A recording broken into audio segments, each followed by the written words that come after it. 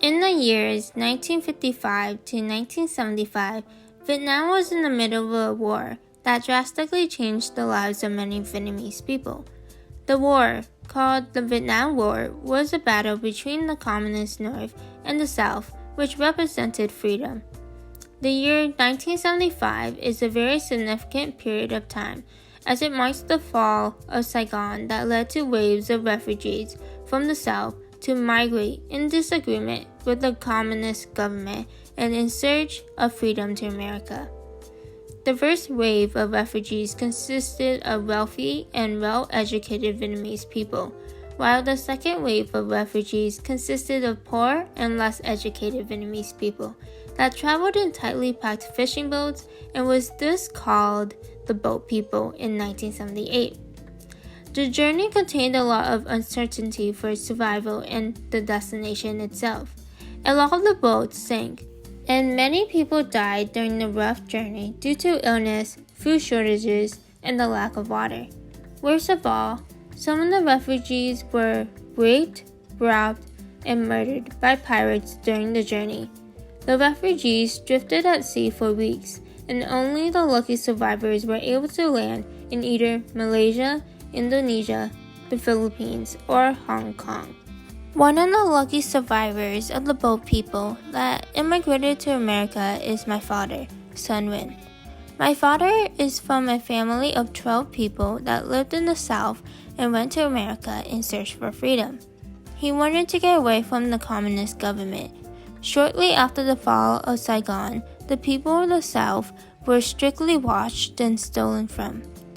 The situation was so dire that my father and his family decided to bet on the slim chance of survival by immigrating to another place.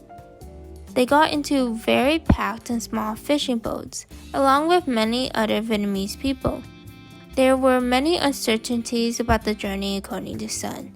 When we left Vietnam on the boat, we don't know where we're gonna land. Our life is 99% or die. We have no future, we have no life, we have no food, no water. It just cross our finger and close our eye where the boat can take us to. Luckily, Sun and his family was able to land in Malaysia after drifting at sea for weeks. However, his experience in the refugee camp was not the best. The refugee camp was located in the jungle and they had to do anything they could to survive. It was a dramatic experience for him since he was so young. I learned a lot of things when I was young. We have to survive for our life, our family. Because in the camp, there are not enough food or water for us. They have to supply food and water for every week for us. But Malaysia people took a lot of our food and sell it outside. They give us certain food. And when I was in the camp, I haven't had enough food to eat. We always starving. And my mom and my father had to do something, sell all my stuff belong to us, like gold ring or jewelry.